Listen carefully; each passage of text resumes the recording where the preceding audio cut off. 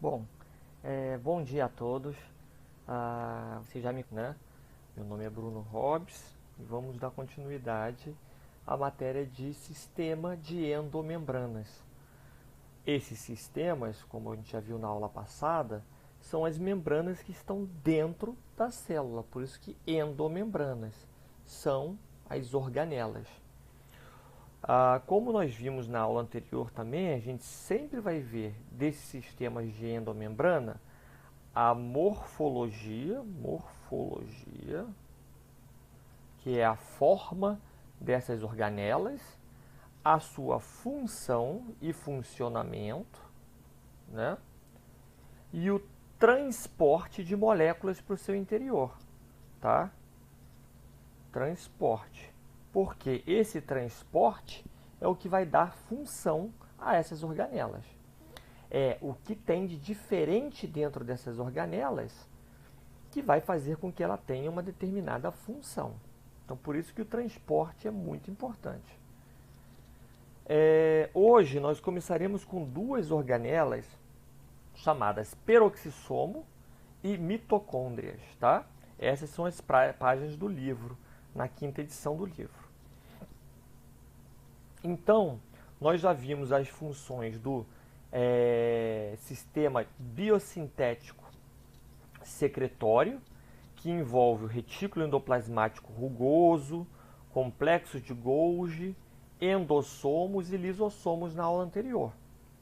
Agora, nós vimos que o transporte para o retículo de proteínas ele se dá a partir do citoplasma, naquela translocação cotraducional, e a partir do retículo sempre através de vesículas, né? Agora, essas três organelas de hoje recebem proteínas diretamente do citoplasma. Tanto o peroxissomo, quanto a mitocôndria, quanto o núcleo recebem proteínas diretamente do citoplasma. Não chegam vesículas nessas organelas, tá, gente? Ou vesículas transportando proteínas, tá? Então, nós vamos ver a função e a morfologia e o transporte de moléculas para essas organelas hoje. Primeiramente, o peroxissomo. O peroxissomo, como eu disse, todas as moléculas que chegam nela vão chegar a partir diretamente do citoplasma, tá? Ou do citosol. Tá? Como isso? Bom, o peroxissoma está aqui, no caso, proteínas que são produzidas, que não possuem sequência sinal de localização nenhuma, elas vão ficar no citoplasma. Já proteínas que possuem sequência sinal de localização no peroxissomo, que é essa pequena sequenciazinha aqui, olha, vão ser translocadas ou transportadas para o interior do peroxissoma. Nós vamos ver como isso acontece mais para frente. Mas essas proteínas foram produzidas diretamente no citoplasma, tá? Diferente do retículo endoplasmático, que as proteínas são traduzidas para dentro do retículo, são translocadas ao mesmo tempo que traduzidas. Essas não, essas são produzidas por completo, são enoveladas no citoplasma e depois são colocadas para dentro do peroxissomo, tá?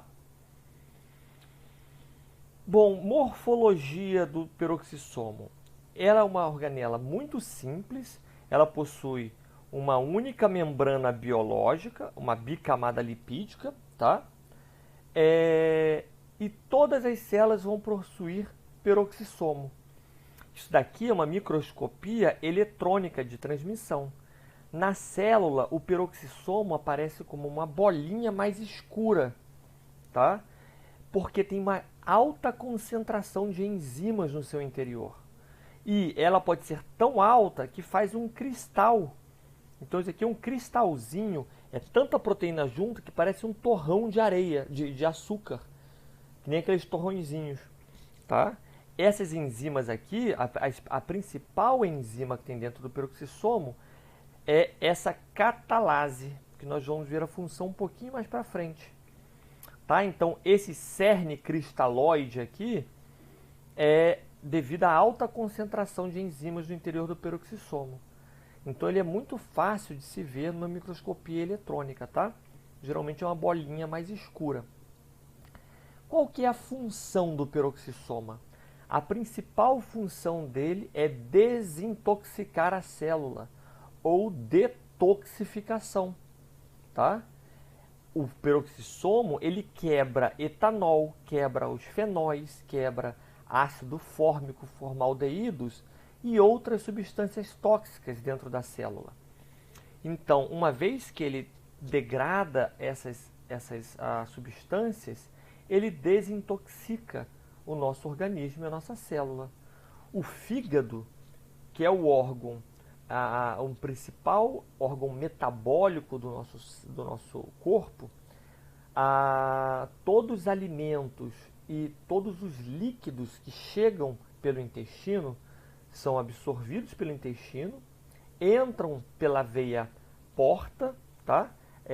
A veia porta que vai carregar esses nutrientes para dentro do fígado, e o fígado, nos hepatócitos lá, eles possuem então uma grande quantidade de peroxissomos e outras organelas com outras enzimas que vão detoxificar. Então, o etanol que a gente ingeriu, fenol, ácido fórmico, formaldeídos e outras moléculas tóxicas vão ser quebradas nessas organelas, tá? Mas todas as células possuem peroxissomo.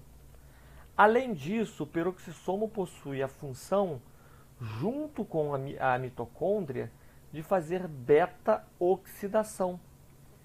O que é essa beta-oxidação? É a oxidação de ácidos graxos, tá? E com essa oxidação e quebra, eles produzem acetilcoenzima A, o que nós vamos ver no próximo, mais para frente em mitocôndria, a função disso daqui. Mas é o começo da digestão de ácidos graxos ou de gordura. Isso acontece tanto no peroxissomo quanto em mitocôndrias. Mas vamos ver essa principal função do peroxissomo, que é a detoxificação. Como é que eles fazem isso? Então, dentro do peroxissomo existem uma grande quantidade de enzimas. Algumas delas são as oxidases. Elas fazem o quê? Elas oxidam algumas moléculas. Essa oxidação acontece através da remoção de hidrogênios, tá? De substratos orgânicos. E essa reação oxidativa dessas substâncias produz peróxido de hidrogênio no interior do peroxissomo. Então, ela tira alguns hidrogênios de uma molécula, liga com oxigênio e produz peróxido de hidrogênio, que é a famosa água oxigenada. Por isso que essa organela recebe esse nome, porque ela tem peróxido dentro delas, muito peróxido de hidrogênio. Por isso que é peroxissomo, tá? E agora, o que ela faz com esse peróxido de hidrogênio? Essa molécula, ela é super reativa, tá? Ela tem um oxigênio que está doido para sair daqui. Quem já colocou água oxigenada em cima da pele, tá? E vê ela borbulhando, vê esse oxigênio sendo liberado. E mais para frente eu vou explicar como que isso acontece. Então, dentro do peroxissomo, o que acontece com essa água oxigenada? Ela é super reativa, como eu disse. Ela vai oxidar outros substratos. Que substratos são esses? São esses: etanol, fenóis, ácidos fórmicos e formaldeídos. Então, esse oxigênio daqui é tão reativo que ela rouba hidrogênio dessas substâncias aqui, inativando elas, tá? Quebrando elas. Tá? Então, aí agora ela usa esse oxigênio, rouba hidrogênio para produzir moléculas de água. Então, a função do peroxissomo é oxidar e, dessa forma, inativar moléculas tóxicas. O restante de peróxido de hidrogênio é convertido em água por outras enzimas. A principal enzima que faz esse processo daqui é a catalase, tá? Essa enzima daqui, catalase. Quando a gente se corta ou se machuca e coloca água oxigenada em cima, o que acontece é, essa catalase que estava dentro do peroxissomo está na nossa pele agora, tá? Tá liberado do peroxissomo. Quando a gente coloca água oxigenada aqui, borbulha. Mas se vocês colocarem em cima da pele normal, não machucada, não vai borbulhar, porque não tem catalase livre. Então essa água oxigenada só borbulha onde tem machucado, porque eu tenho catalase sendo liberada do peroxissomo, porque ele foi rompido da célula, tá? Então essas daqui são as principais funções do peroxissomo. Agora vamos ver o transporte de proteínas para o peroxissomo. Então eu já falei, as proteínas que vão para o peroxissomo vão diretamente do citoplasma e possuem uma sequência sinal, tá? Para serem transportadas para dentro do peroxissomo. Então, o peroxissomo ele vai possuir um receptor de sequência sinal na sua superfície e aquela proteínazinha translocadora, tá? Então, a proteína que foi sintetizada no citoplasma, caso ela possua uma sequência sinal de localização no peroxissomo, aquela sequenciazinha sinal aqui, essa sequência sinal, ela vai se ligar ao receptor, tá? Essa sequência sinal, ela vai se ligar no receptor e essa proteína vai ser translocada para dentro do peroxissomo pelo translocador, tá? Diferentemente do retículo endoplasmático, essa proteína ela é toda sintetizada no citoplasma, ela vai ser toda produzida no citoplasma para depois ser translocada para o peroxissomo, tá? Então, novamente, a proteína vai ter uma sequência sinal de localização no peroxissomo e ela vai ser reconhecida aqui por um receptor de sequência sinal e translocada para dentro pelo translocador, tá? De proteínas. Vai passar por aqui, ó. Tá bom? A sequência sinal de importação no peroxissomo, não precisa decorar isso, mas só para vocês saberem qual é, ela fica no final da proteína ou no carboxy terminal, tá? E é uma sequência de 3 aminoácidos, serina, lisina, leucina. Toda a proteína que tiver isso daqui no finalzinho dela, da proteína, vai ser translocada para o peroxissomo. Acabou o peroxissomo, muito simples, né? Agora a gente passa para a segunda organela do dia, que é a mitocôndria. É, para mim, a organela mais bonita que existe na célula. Como eu disse para vocês, a origem dela provavelmente foi através daquele processo de endossimbiose.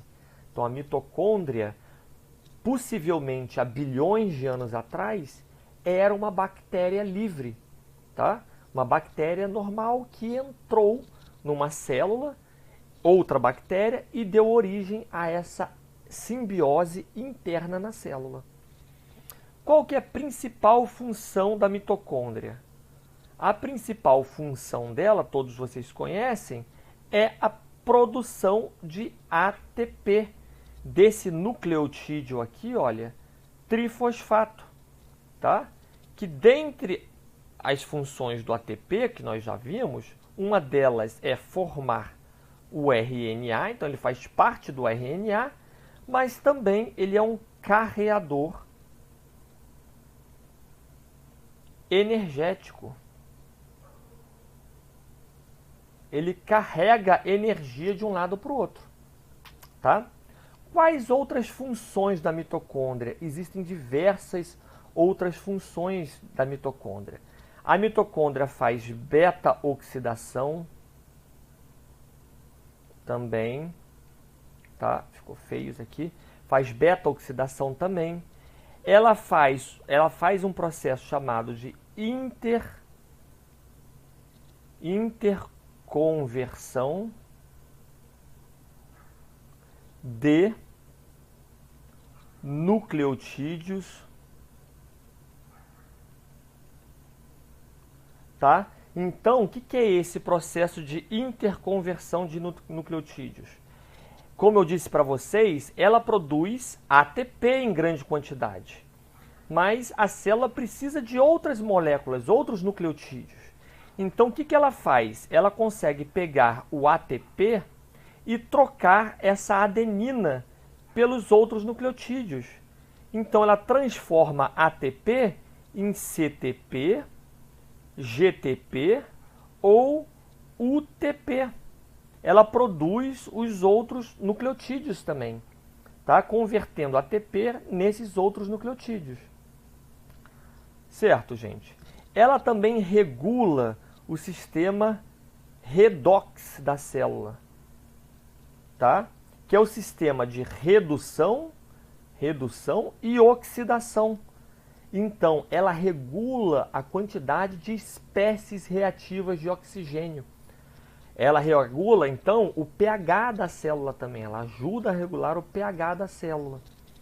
E está envolvida num processo de morte celular chamado de apoptose também. Tá? Então, ela controla esse processo de apoptose, uma dessas formas de apoptose. Então, a mitocôndria possui diversas funções dentro da célula, tá? Vamos ver agora como é que funciona a mitocôndria. E, primeiramente, a morfologia, a estrutura da mitocôndria, tá? Morfologia dela. Então, olha só, primeiramente, isso aqui é uma célula eucariótica, a membrana dela.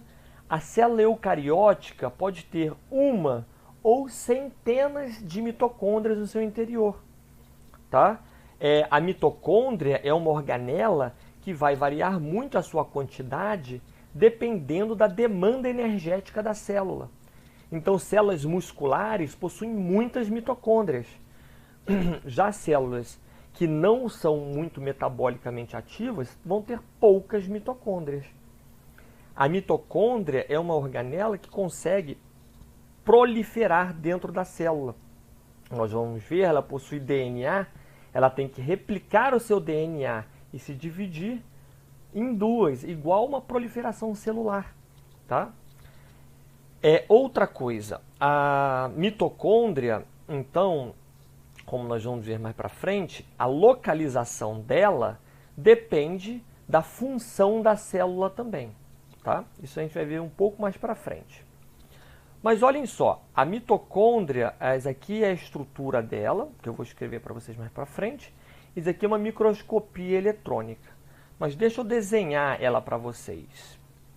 Então vamos lá. A mitocôndria ela é formada de duas membranas, tá? Então ela tem duas membranas biológicas e isso gera dois diferentes espaços dentro da célula. Então a primeira membrana da célula, da mitocôndria, é chamada membrana externa, tá? Essa membrana, ela fica em contato com o citoplasma da célula, tá? Já dentro dessa membrana, eu vou ter uma segunda membrana biológica, que é chamada de membrana interna. Essa membrana interna, ela faz vários zigue-zagues, olha, aqui dentro da mitocôndria, tá? Então, essa membrana aqui é chamada de membrana interna, tá? Isso gera dois diferentes espaços dentro da mitocôndria. Esse espaço daqui, olha, entre uma membrana e outra, é chamado de espaço intermembranar.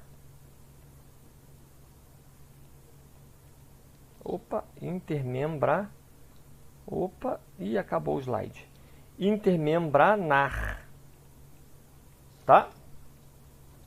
E O último espaço é esse espaço mais interno aqui da mitocôndria, que é chamado de matriz mitocondrial. Certo, gente? Essa membrana interna, como eu disse para vocês, faz esses zigue-zagues aqui. Esses zigue-zagues daqui, olha, são chamados de cristas mitocondriais.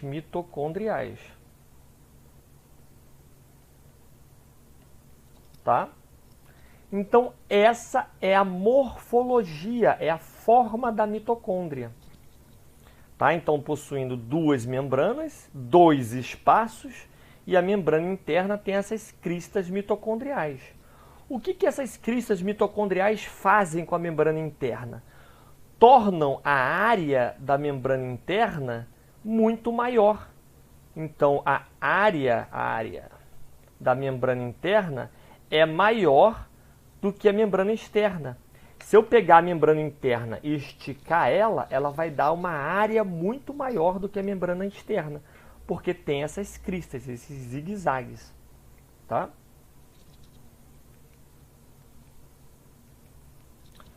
Então, olhem só, novamente. Então, temos a membrana externa, a membrana interna, o espaço intermembranar e o espaço da matriz a mitocondrial. Se nós olharmos aqui a microscopia eletrônica, nós vemos a mesma coisa, olha. A membrana externa, a membrana interna, fazendo aqui, olha, as cristas mitocondriais. Tá? Como eu disse, a mitocôndria, ela se localiza na célula onde há o maior consumo energético.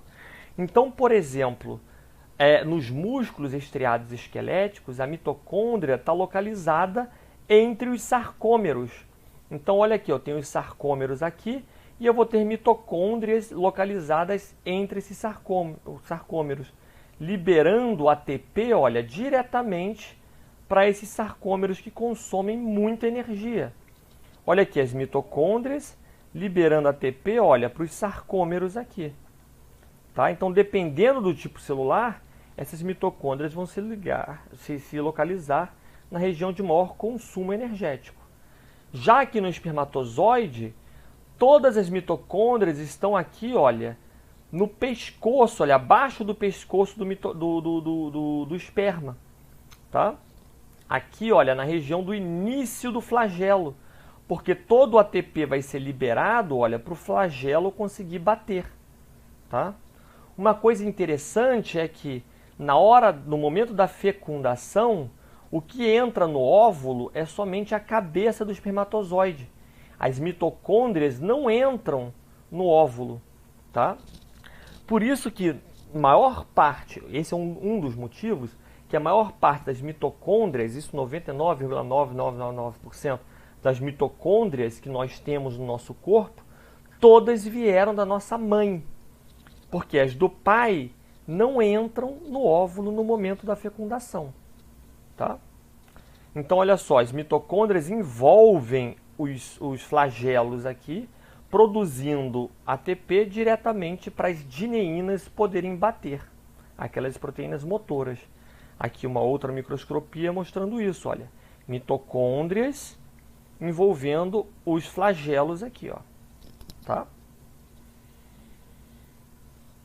Uma coisa muito interessante nas mitocôndrias, e isso eu vou falar algumas vezes ao longo da aula.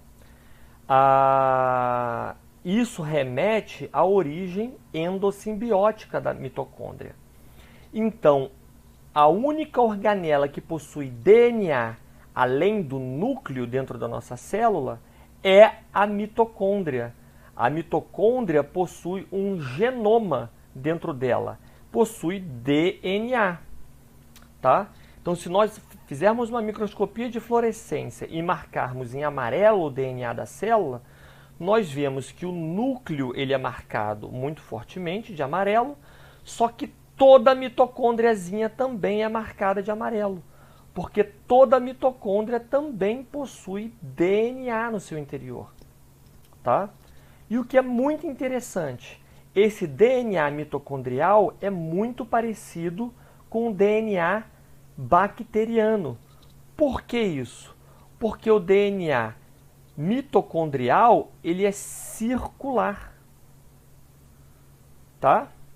Ele é circular, ou seja, o DNA, ele começa numa ponta e ele se liga à mesma ponta, então ele faz um círculo, tá? Já o DNA do núcleo, no núcleo da nossa célula, todo o nosso DNA é linear, tá? O DNA de eucarioto é linear, ou seja, ele tem um começo e um fim, tá? Então ele tem um começo aqui e um fim aqui, tá? E de bactéria não. Sugerindo fortemente que então as mitocôndrias vieram de bactérias, porque as bactérias é quem possui DNA circular, certo? Então a mitocôndria codifica para diversas proteínas no seu interior. A mitocôndria no seu interior, então, vai possuir lá na matriz mitocondrial, tá? Ela possui DNA, ela possui ribossomo. Esse ribossomo também é parecido com o ribossomo de bactéria. Ela vai possuir RNA e proteínas, que são codificadas por esse DNA aqui, tá? Evolutivamente, pedaços desse DNA foram sendo perdidos para o núcleo. Então, essas proteínas da mitocôndria, apenas 5% delas estão codificadas nesse DNA da própria mitocôndria. O restante, os 95% restantes das proteínas, são codificadas no DNA do núcleo da célula, tá? Mas esses 5% são muito importantes para o funcionamento da mitocôndria. Tá bom, gente? Então, isso é um grande indício, e esses 5% de proteínas são muito parecidos com proteínas bacterianas. Tá? Então, esses indícios aqui mostram ou sugerem fortemente que a mitocôndria teve sua origem em uma bactéria, tá? Então, agora eu vou falar do conteúdo de moléculas em cada uma dessas membranas e no interior da mitocôndria. Essas moléculas que vão conferir a função especial da mitocôndria. Então, olhem só, na membrana externa da mitocôndria, eu vou possuir algumas proteínas chamadas porinas. Essas porinas fazem poros aqui na membrana externa que deixam entrar e sair íons. Tá? Então, deixa a entrada e saída de alguns íons, tornando esse espaço intermembranar e o citoplasma com uma concentração de íons muito parecidas. Tá? Além disso, esse espaço daqui possui uma proteína translocadora, como nós vamos ver mais para frente a função dela. Possui essas proteínas translocadoras chamadas de TOM, ou translocador da membrana externa. Esse O é outer. Outer é de fora, tá? Então, é um translocador da membrana externa, ou TOM. Tá? Nós vamos ver como é que ela funciona até o final dessa aula. E ela possui um canal responsivo à voltagem. Não vou entrar em detalhes desse canal, tá bom? Espaço intermembranar, que é esse espaço que fica entre as duas membranas. É nele que existem diversas enzimas que fazem aquela função que eu falei para vocês, de interconversão de nucleotídeos, que é transformação de ATP em outros nucleotídeos, em GTP, UTP e CTP. Tá? Eles possuem uma composição muito semelhante ao citoplasma, mas um pH um pouco mais ácido que o citoplasma. Nós vamos ver por que esse pH daqui é um pouco mais ácido do que o do citoplasma, tá? E a membrana interna da mitocôndria? É aqui, gente, nessa membrana interna, que funciona a mágica da mitocôndria.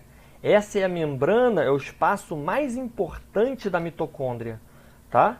É por isso que ela é muito grande em área, por isso que existem essas cristas nela. Porque é nela que vai ser a fábrica de ATP, ela que vai fazer essa função da mitocôndria de produzir ATP, tá? Essa membrana interna. Ela, novamente, é muito parecida com uma membrana bacteriana. Nós vamos ver por quê. Tá?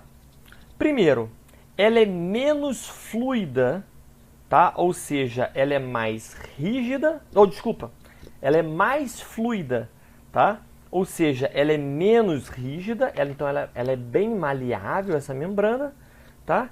E ela é menos permeável, por isso que eu confundi. Ela é menos permeável, ela é praticamente impermeável a íons. Tá? Então, principalmente ao próton, ao H+. Tá? Então, ela é bem impermeável. Essa membrana nós vamos entender por quê. Além disso, ela não possui colesterol, igual a bactérias. Bactérias também não possuem colesterol. Tá? Também não possui colesterol. Só que, em compensação, elas têm um fosfolipídio especial. Esse fosfolipídio chamado de cardiolipina. Então, normalmente, os fosfolipídios das nossas células possuem 2 caudas de hidrocarboneto apenas. Tá? Então, elas vão fazer uma membrana, essas são as membranas normais da nossa célula. Uma membrana assim, olha, com 2 caudinhas de hidrocarboneto, tá? Como nós vimos, ela é pouquíssimo permeável a íons, mas alguns conseguem passar, olha, entre essa barreira aqui, olha, hidrofóbica. Já na mitocôndria, ela possui cardiolipina.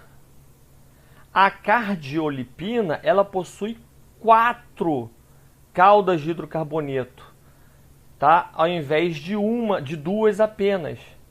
Então, ela torna a membrana muito mais hidrofóbica do que a membrana normal.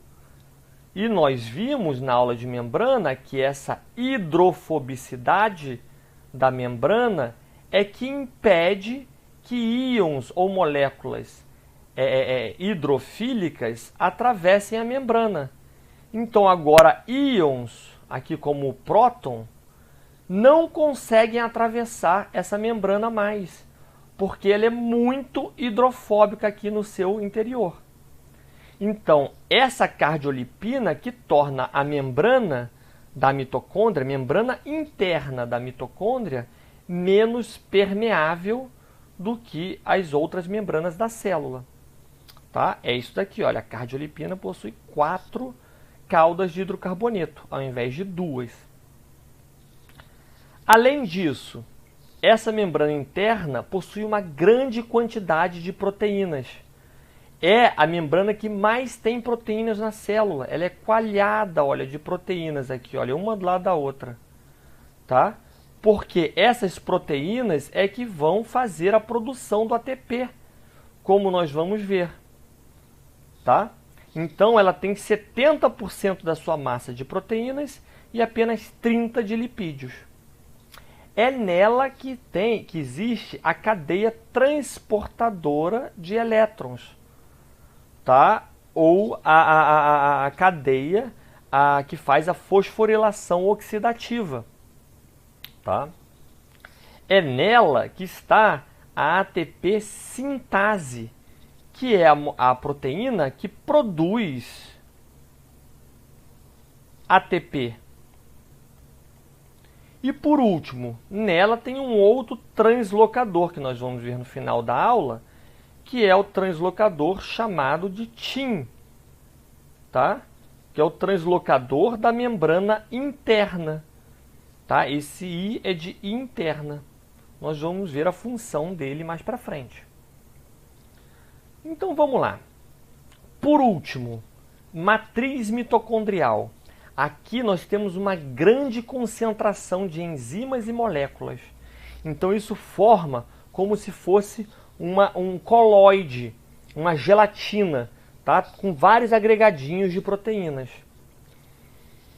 Ela possui uma composição iônica particular e o pH básico. Tá? Ela possui um pH em torno de 7,5. Nós vamos entender esses pHs mais para frente, tá? A importância deles. É na matriz mitocondrial que ocorrem o ciclo de Krebs, ou o ciclo do ácido cítrico, a beta-oxidação do ácido graxo, tá? E lá existe uma enzima fundamental para o ciclo de Krebs, que é a piruvato desidrogenase. É nela também que está os ácidos nucleicos da mitocôndria, o DNA circular, o RNA da mitocôndria, o ribossomo, tá? E as proteínas que a mitocôndria produz são liberadas aqui dentro da matriz. Tá? Então vamos lá, vamos ver agora como que a mitocôndria funciona para produzir ATP. Bom, que é a principal função da mitocôndria, é o que a gente vai entrar em um pouco mais de detalhes agora. Então, o ATP é um nucleotídeo que carrega energia, né, de um lado para o outro da célula, tá? Nessa ligação daqui desses 3 fosfatos. Então, o ATP ele possui 3 fosfatinhos ligado a um açúcar, tá? E ligado a adenina. Então, por isso que é adenina trifosfato, adenosina trifosfato, tá?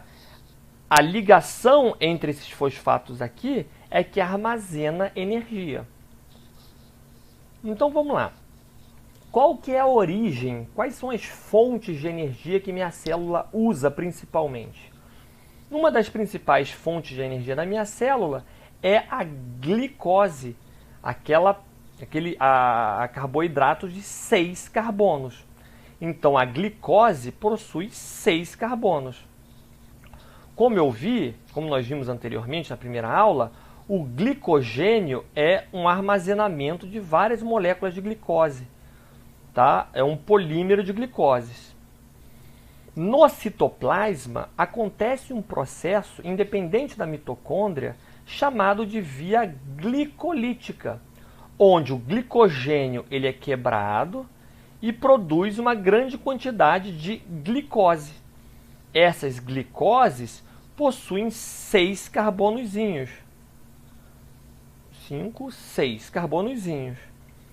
No citoplasma mesmo, esse carbono ele é quebrado em 2 moléculas de piruvato, que possuem 3 carbonos cada uma.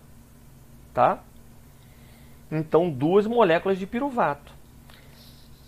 Isso daqui, então, a glicólise dentro do citoplasma produz 2 piruvatos, 2 moléculas de ATP e 2 NADH, que nós vamos ver a função lá na frente. Na ausência de oxigênio, acabou. A nossa célula vai produzir só 2 ATPs para cada molécula de glicose. É muito pouco eficiente isso. E esses piruvatos aqui seriam transformados depois em ácido lático, tá? Ou lactato. Tá? Então, na ausência de oxigênio, nós vamos produzir ácido lático no final e 2 ATPs apenas. Isso acontece, por exemplo, quando a gente está malhando, fazendo exercício anaeróbico, na ausência de oxigênio, tá? Que a gente faz tanto exercício que acaba o oxigênio da nossa célula e do nosso corpo no local, no músculo. E aí, o que acontece? O músculo perde força, porque a gente começa a produzir menos ATPs. E ao mesmo tempo isso gera dor. Essa dor é causada pelo acúmulo de ácido lático no músculo, tá? Mas nossas células possuem mitocôndria e nós respiramos o tempo todo. Para que isso? O que acontece na presença do oxigênio? Isso nós vamos ver um pouco mais para frente, mas olhem só. Tendo mitocôndria, esse piruvato ali, que na ausência do oxigênio vai ser transformado em ácido lático, na presença de oxigênio, esse piruvato ele entra na mitocôndria e é processado, é metabolizado por essa molécula, por essa proteína, chamada piruvato desidrogenase, tá? Que na verdade é um complexo proteico. Então o que ela faz? Ela pega o piruvato e transforma em acetilcoenzima A. Ah, professor, preciso decorar isso tudo? Não. Decora só que o piruvato é transformado em acetilcoenzima A. Tá?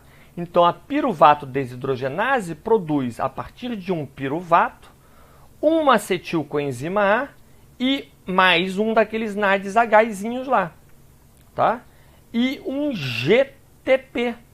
Esse GTP daqui, ela é um nucleotídeo trifosfato, que também carrega energia, tá? Também vale como se fosse um ATP.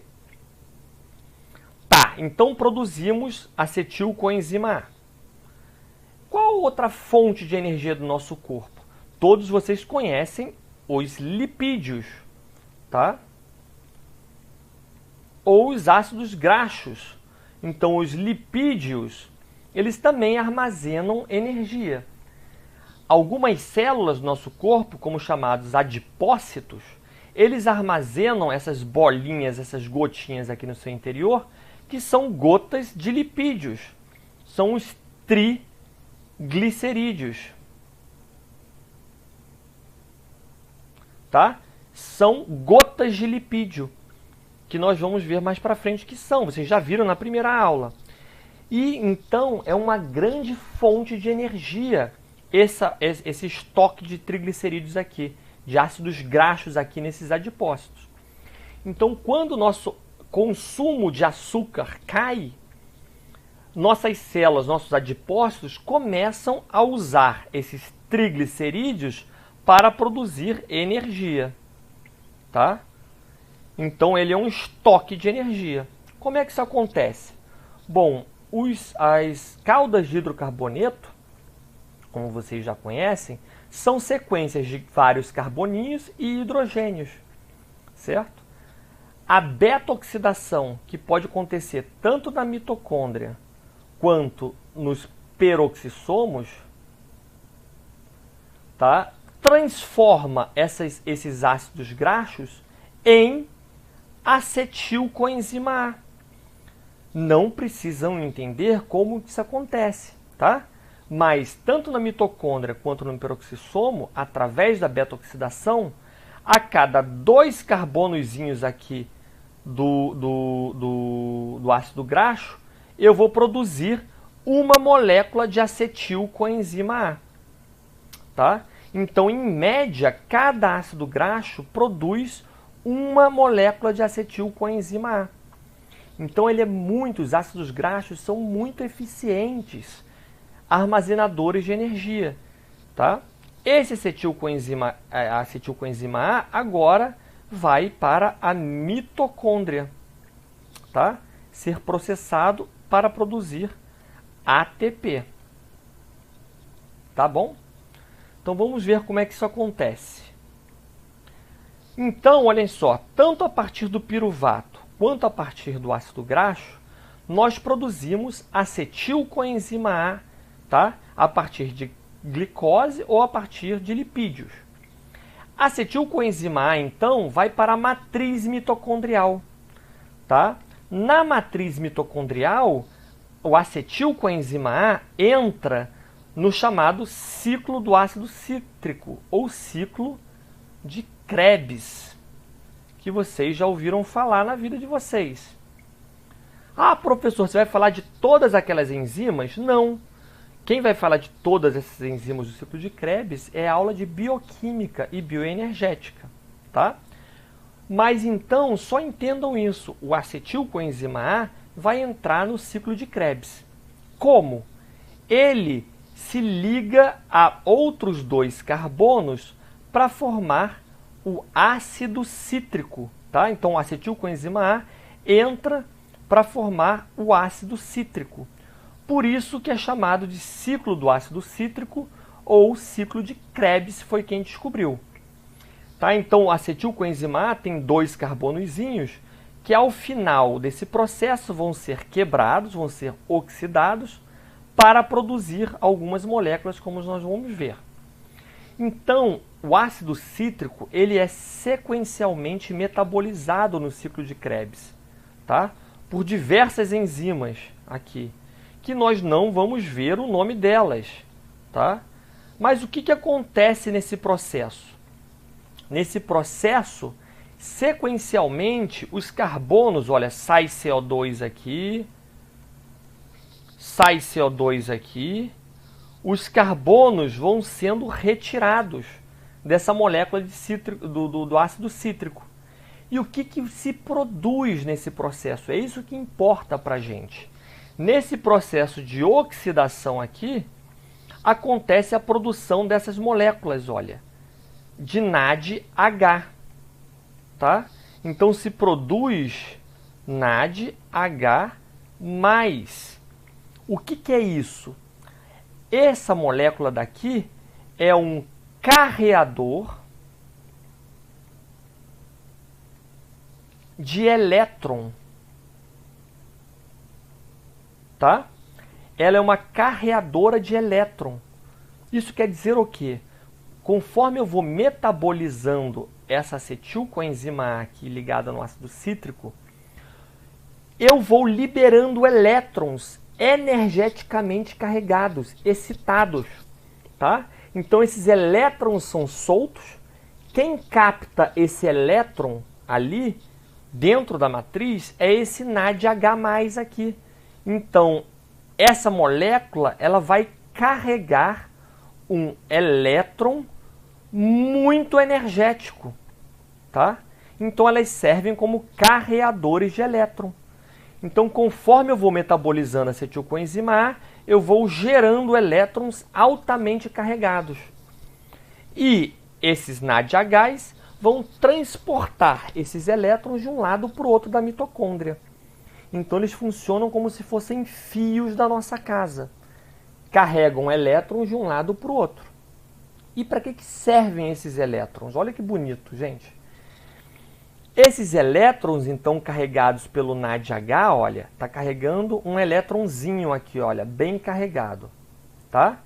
Esse elétron, ele vai ser transferido para uma proteína, para proteínas que estão aqui, olha, na membrana interna da mitocôndria.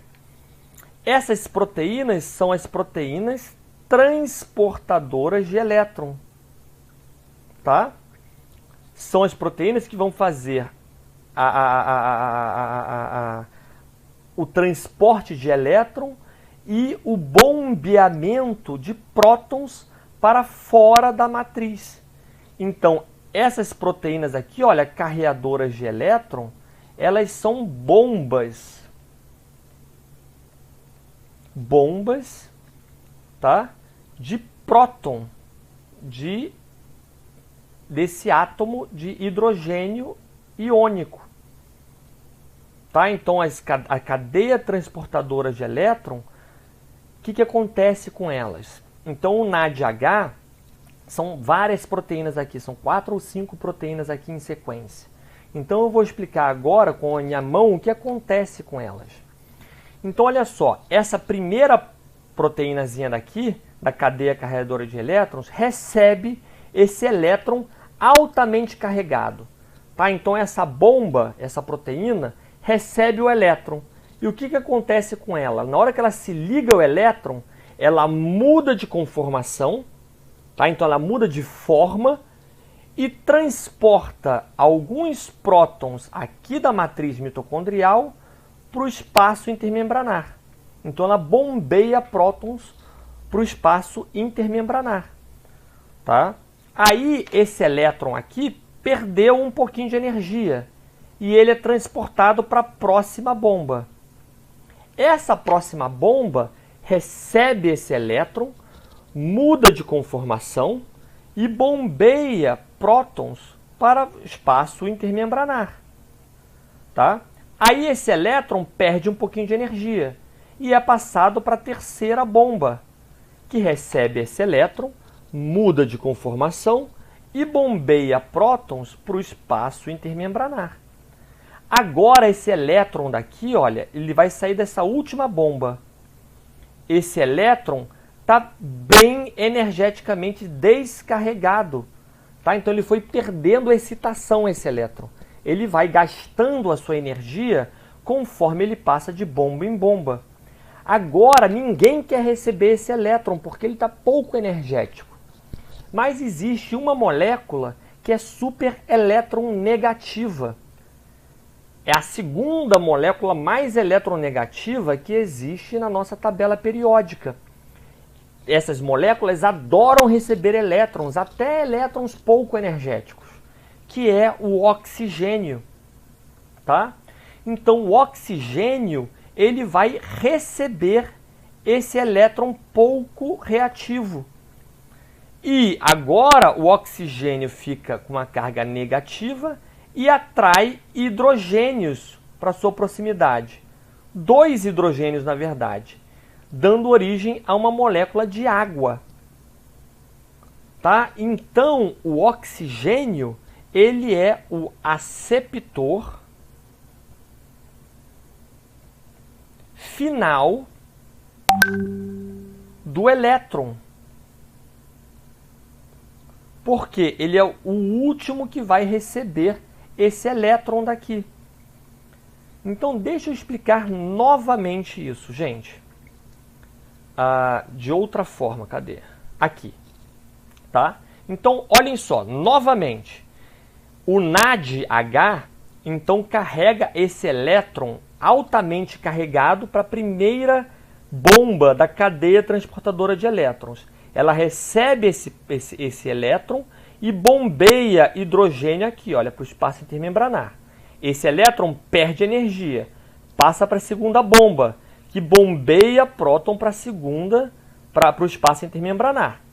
Esse elétron perde energia, ele é transferido para a terceira bomba, que recebe esse elétron e bombeia próton para o espaço intermembranar. Agora o elétron está muito descarregado. Quem recebe ele? O oxigênio, atmosférico mesmo. Agora o oxigênio se liga a moléculas de hidrogênio e produz água dentro da mitocôndria. Se eu não tiver oxigênio para receber esse elétron no final, o que acontece? Esse elétron vai se acumular aqui nessa última proteína. Tá? Então essa proteína ela bombeia e não tem para quem passar esse elétron. Então ela para de funcionar na forma aberta assim, olha, tá? Quando esse elétron, então ela para de funcionar. Agora essa bomba não tem para quem passar o elétron. Então essa bomba também para de funcionar. Se ela para de funcionar, essa bomba também não tem para quem passar elétron. Então ela também para de funcionar. Então se eu não tenho o aceptor final do elétron, que é o oxigênio, toda a cadeia transportadora de elétrons para de funcionar. Tá? Qual que é a consequência desse transporte de prótons da matriz mitocondrial para o espaço intermembranar? Porque, olha, elas estão bombeando prótons aqui, olha, para cá. Então, o que vai acontecer com os prótons aqui no espaço intermembranar? Eles vão se acumulando, olha, eu encho esse espaço aqui, olha, de próton. Tá? Então, os prótons aqui, olha, acumulam. E aqui na matriz, olha, eu estou tirando prótons daqui. Então, os prótons, o número de prótons aqui, cai. Vocês viram no ensino médio que Quando eu tenho muito prótons, eu tenho um ambiente mais ácido. Quando eu tenho pouco prótons, eu tenho um ambiente mais básico, né? E é isso que acontece entre a matriz mitocondrial e o espaço intermembranar. Olhem só, no espaço intermembranar, então, eu tenho muitos prótons que se acumulam aqui. Isso, então, faz com que gere um gradiente elétrico, tá? Então, eu vou ter bastante carga positiva desse lado e pouca, porque os prótons são positivos, e pouca carga positiva aqui, dando uma carga negativa para a matriz, fazendo com que os prótons queiram voltar para a matriz. Ao mesmo tempo, esses prótons acumulados aqui, uma grande quantidade de prótons aqui e uma pequena aqui, faz um gradiente químico, fazendo com que os prótons queiram voltar para dentro da matriz mitocondrial. Isso é visto pelo pH. O pH aqui do espaço intermembranar é 7 e da matriz é 7,5. Então, o gradiente eletroquímico é nessa direção, dos prótons retornarem para a matriz mitocondrial, certo? Só que, se vocês estão lembrados, essa membrana daqui, a membrana interna, ela é super impermeável a íons. Porque essa membrana interna, ela tem aquele fosfolipídio chamado de cardiolipina. A cardiolipina torna ela impermeável a íons. Então, os íons não conseguem atravessar essa membrana daqui de forma passiva. Eles têm que atravessar ou retornar para a matriz de forma ativa. Como que isso acontece? O retorno do próton para dentro da matriz acontece exclusivamente por uma proteína, por essa proteína daqui verdezinha, chamada ATP sintase. Ou seja, essa proteína ela vai sintetizar ATP. Tá? Como que ela funciona, gente? Eu já falei um pouco para vocês dessa proteína. Ela é uma bomba do tipo F. Tá? Uma bomba em turbina. Só que o próton passando a favor do gradiente aqui, olha, de fora para dentro, ela faz com que essa bomba gire ao contrário, tá? Então essa bomba faz o quê? Ela vai fazer a ligação do ADP, que é a adenosina difosfato, com um fosfato inorgânico, produzindo moléculas de ATP. Então essa bomba, conforme ela gira com a entrada do próton, ela faz a ligação do ATP mais o fosfato, produzindo ATP. Então ela usa essa energia do gradiente eletroquímico daqui, olha, ela usa essa força para fazer essa ligação química entre o ADP e o fosfato e produção de ATP, tá? Então olhem só, essa bomba, olhem para cá, essa bomba então, ela quando vai a favor do gradiente, ela permite a entrada do próton a favor do gradiente, ela gira e ela faz a ligação do fosfato com o ADP, produzindo um ATP. Ela sintetiza um ATP. Conforme ela gira, gente, eu não consigo girar aqui. Conforme ela gira, ela se liga em um domínio ao ADP e em outro domínio ao fosfato. Conforme o próton faz com que ela gire, ela faz essa aproximação. É uma aproximação física mesmo. Ela aproxima o ADP do fosfato fisicamente e tão proximamente, com bastante força, que o fosfato começa a compartilhar elétrons com o ADP. Isso que é uma ligação química, é uma aproximação de dois átomos. Tá? Então, a ATP sintase faz a síntese de ATP, aproveitando, usando como fonte energética o gradiente de prótons, tá? Então, conforme esses prótons vão entrando aqui para a matriz mitocondrial, esse gradiente aqui vai diminuindo, tá? Só que eu tenho compensando isso a cadeia transportadora de elétrons jogando prótons de volta para o espaço da matriz, do espaço da intermembranar. Certo, gente? Dúvidas nós tiraremos na sala de aula na próxima semana, tá? Então, olhem a vantagem disso, gente. A glicólise anaeróbica, ou seja, na ausência de oxigênio, onde eu inibo toda essa cadeia transportadora de elétrons, eu só produzo 2 ATPs.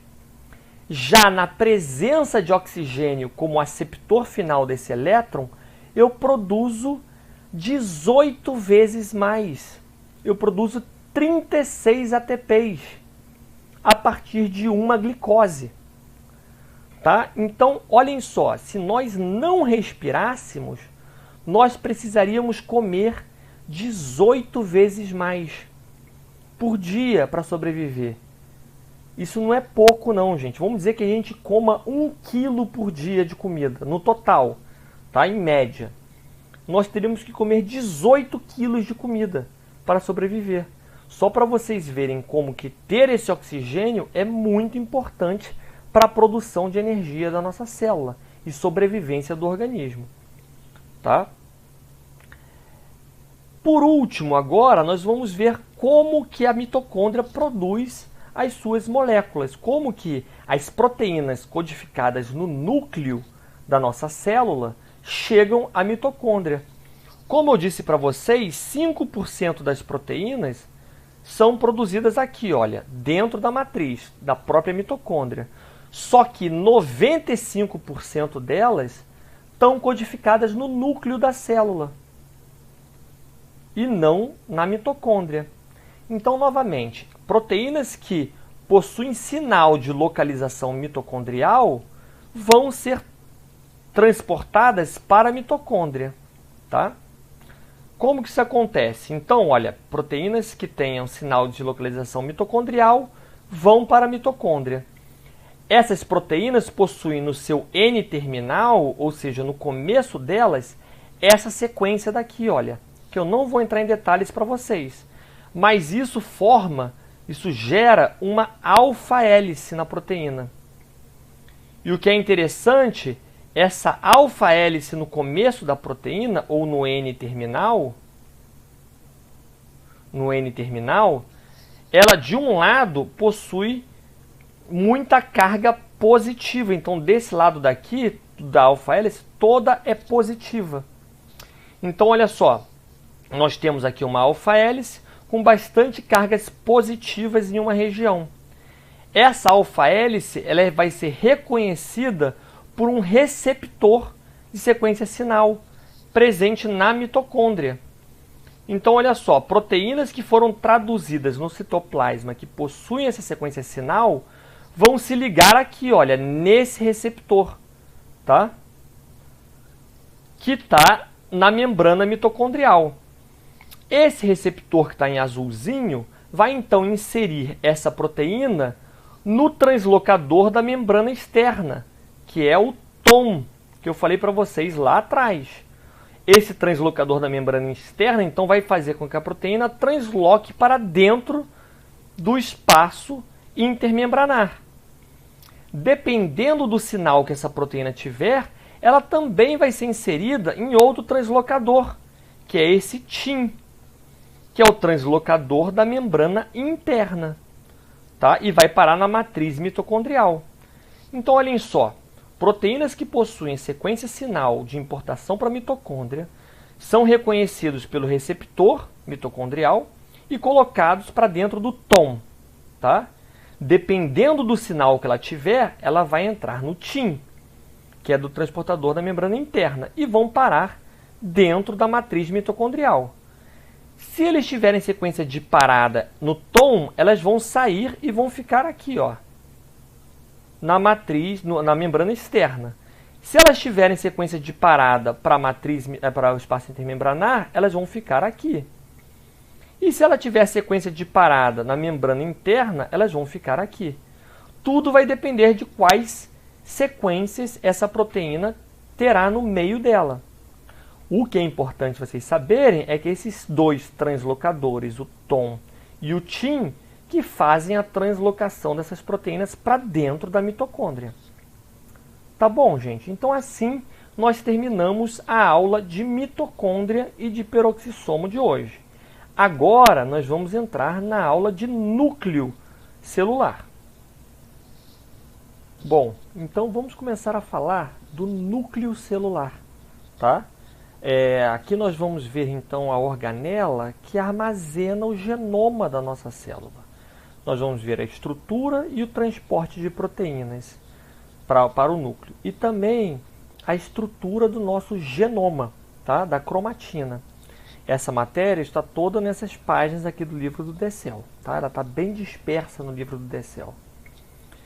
Então, a última organela que nós veremos será o núcleo, tá? Qual que é a função do núcleo? No núcleo, gente, que o genoma é organizado, é mantido. Então, o núcleo armazena o DNA da nossa célula. Todo o nosso genoma está dentro do núcleo, tá? E nele, todos os processos que envolvem o DNA acontecem dentro do núcleo. Quais são esses processos? A replicação do genoma, a transcrição do genoma, tá? A produção de ribossomos,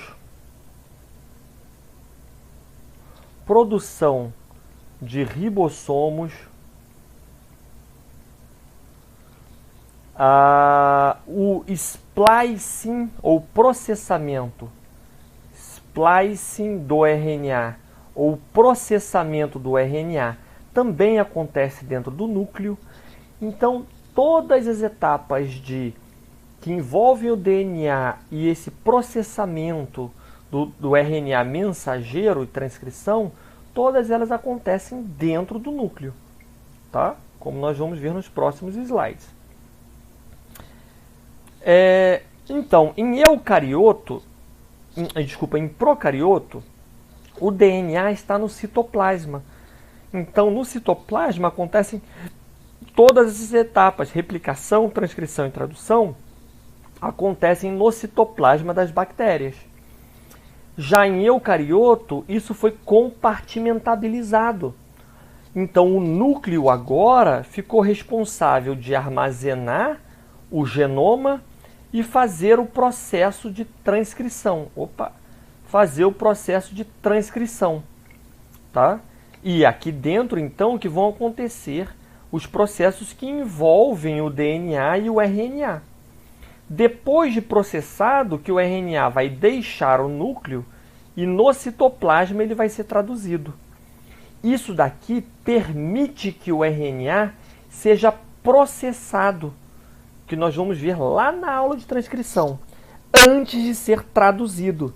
Isso é uma vantagem enorme do eucarioto em relação ao procarioto, como nós vamos ver, tá? Mas vamos ver como que é feito o núcleo e como que essas funções acontecem. Então vamos lá, morfologia do núcleo. O núcleo celular ele é limitado por uma estrutura chamada de envelope nuclear. Tá? O envelope nuclear possui duas membranas, igual à mitocôndria. Uma membrana externa, voltada para o citoplasma, e uma membrana interna, que está voltada para o nucleoplasma, que é o interior do núcleo. Tá? Esse envelope nuclear ele é contínuo com o retículo endoplasmático. Tá? Então, se nós olharmos aqui, o envelope nuclear está em amarelinho, ele é contínuo com o retículo endoplasmático. Não quer dizer que o retículo endoplasmático tenha contato com o nucleoplasma, tá? É só que a membrana é contínua com o retículo, mas eles não têm contato. Olha só, vou tentar desenhar aqui para vocês como é que isso funciona. Então, olha, aqui seria mais ou menos o envelope nuclear, tá? E aqui, olha, isso aqui é contínuo com o retículo. Então, o retículo, olha, tá aqui, ó.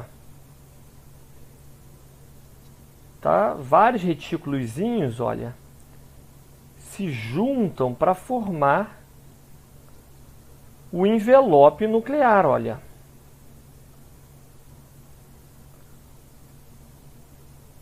Tá? Então, aqui fica o núcleo. Vocês veem que o núcleo é formado por uma membrana interna e uma membrana externa. Tá?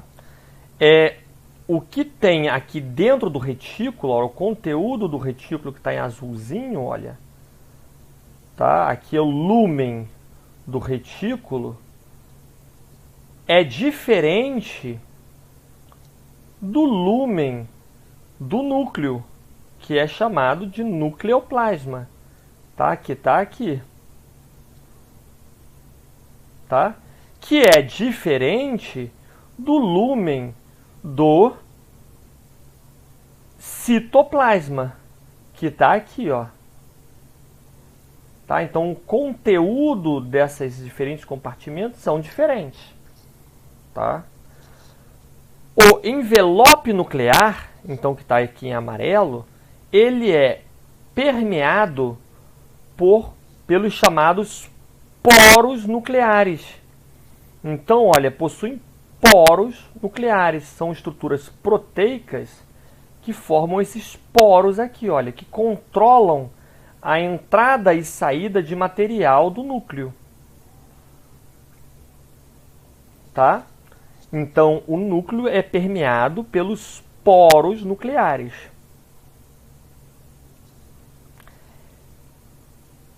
Internamente, o envelope nuclear é revestido por um citoesqueleto. Nós já vimos isso lá atrás. Internamente, o núcleo, o envelope nuclear, é revestido por um citoesqueleto de filamento intermediário, chamado de lâmina nuclear. Ele reveste o núcleo aqui, olha, por dentro, ó. Tá? Então, ele vai dar estrutura para o núcleo, essa lâmina nuclear.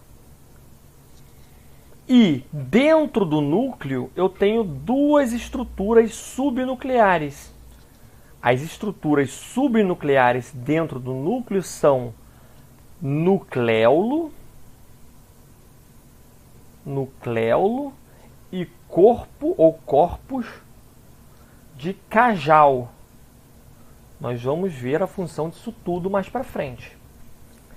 Tá? Então, aqui, nessa microscopia, nós conseguimos ver o nucléolo, que é essa região mais densa aqui do núcleo. Ó. Esse aqui é o nucléolo. Tá? Os corpos de Kajal, só por microscopia de fluorescência que a gente consegue ver. Tá bom? Então, vamos ver outras formas de visualizar o núcleo. Então, novamente, ó. O núcleo ele é formado pelo envelope nuclear, que é uma dupla camada de membrana biológica, que é contínua com o retículo endoplasmático. Tá?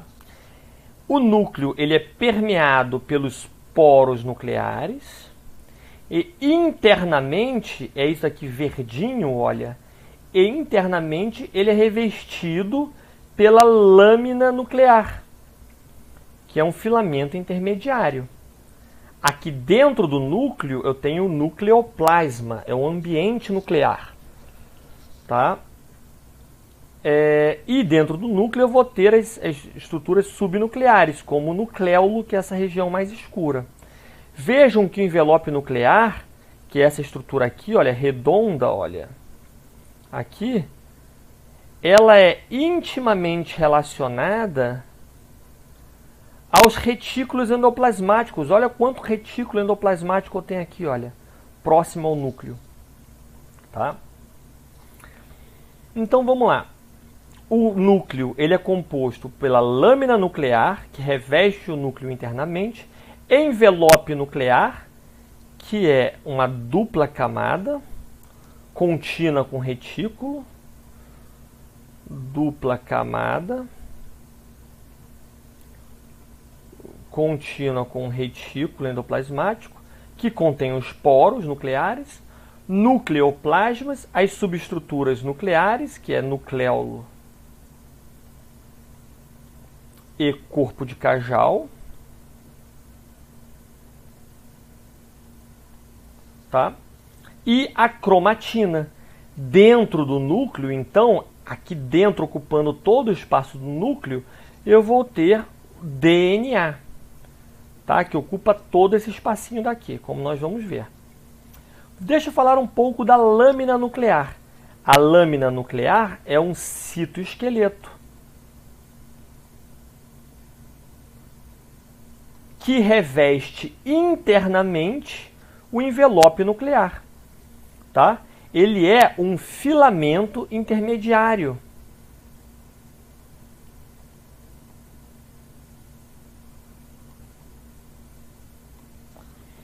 Ele dá força física, mecânica para o núcleo. Igual o crânio protege o nosso cérebro, a lâmina nuclear protege o cérebro da célula, que é o núcleo, que é o DNA que está ali dentro. Essa lâmina nuclear, essas proteínas, formam uma trama, um tecido que dá suporte mecânico para o núcleo, tá? E interage com a cromatina, ele ancora a cromatina pela parte interna.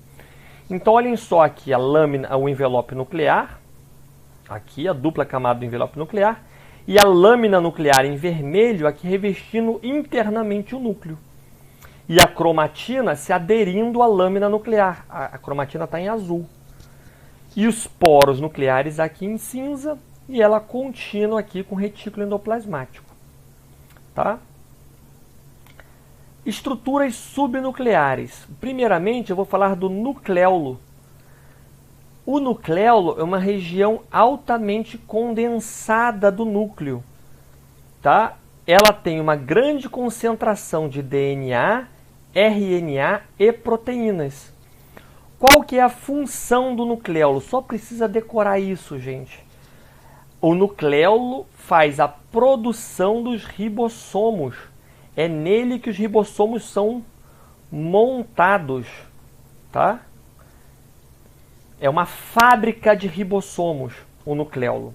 Ele concentra os genes que codificam para o ribossomo, RNA polimerase 1, que só produz RNAs de ribossomos, e possuem proteínas ribossomais.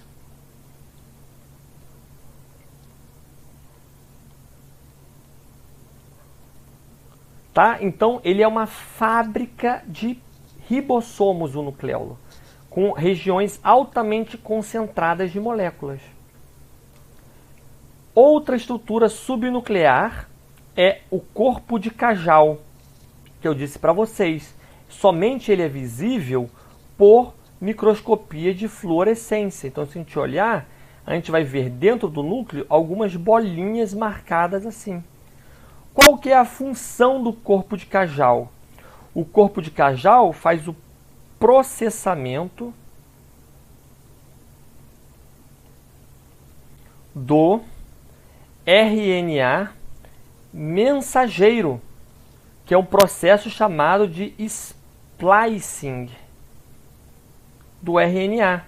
Ah, professor, o que é splicing do RNA? Nós vamos ver isso lá na aula de transcrição. Só que ele transforma uma molécula de pré-RNA em uma molécula de RNA mensageiro madura, tá? Que só essa vai para o citoplasma para ser traduzida. Então, os corpos de Cajal fazem o processamento do RNA mensageiro por splicing. Então, esse processamento é a retirada de algumas regiões, então ele retira algumas regiões chamadas de introns, que nós vamos ver lá na frente o que é isso. Introns, tá? Então esses introns são retirados e somente algumas regiões de RNA que são conectadas, que são as regiões chamadas de exons, são conectadas. Nós vamos ver para que isso acontece, como isso acontece lá na frente, tá bom? Mas esse processamento acontece nos corpos de Cajal. Para terminar núcleo, e núcleo é muito rápido mesmo, gente, vamos ver o processo de importação e exportação de proteínas para o núcleo, tá? Então, todo esse processo de importação e exportação acontece pelos poros nucleares.